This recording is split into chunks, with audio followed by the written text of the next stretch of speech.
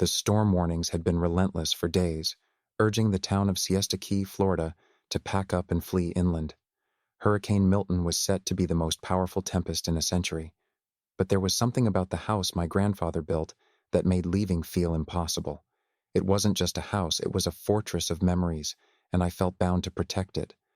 By dusk, the wind had begun its sinister dance, rattling the shutters and moaning through the cracks. The power had already sputtered out hours before, casting me in shadows in the pale glow of my old camping lantern. The silence between gusts was thick, like the whole world was holding its breath. A loud crash outside made me jump.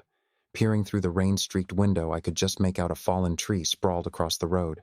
I let out a shaky breath, trying to convince myself it was just nature flexing its muscles. Then came a knock. Faint, but distinct. I froze, ears straining against the cacophony of wind and rain. It came again, louder this time, more insistent. My mouth went dry as I approached the front door. The knock transformed into a pounding, as if whoever, or whatever, was on the other side knew I was hesitating. "Who's there?" I managed, voice cracking. There was no response, only the shrill whistle of the wind. I took a deep breath and opened the door a crack. The wind clawed at me, whipping my hair into my eyes. There was nothing but rain and shadows.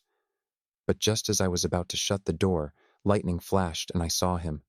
A man stood at the end of the driveway, soaked to the bone. His eyes were locked on me, hollow and dark.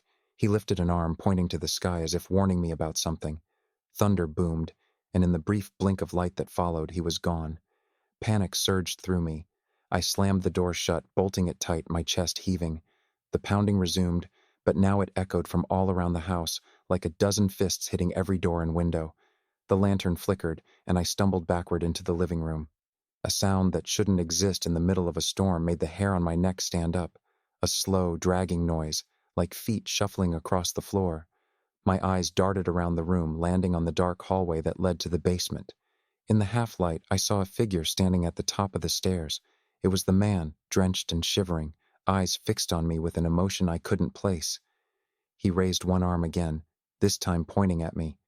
The wind roared as the front door burst open behind me, letting the storm into my home. But it was the man's voice that cut through the chaos, low and rasping. "It's too late now. You let it in."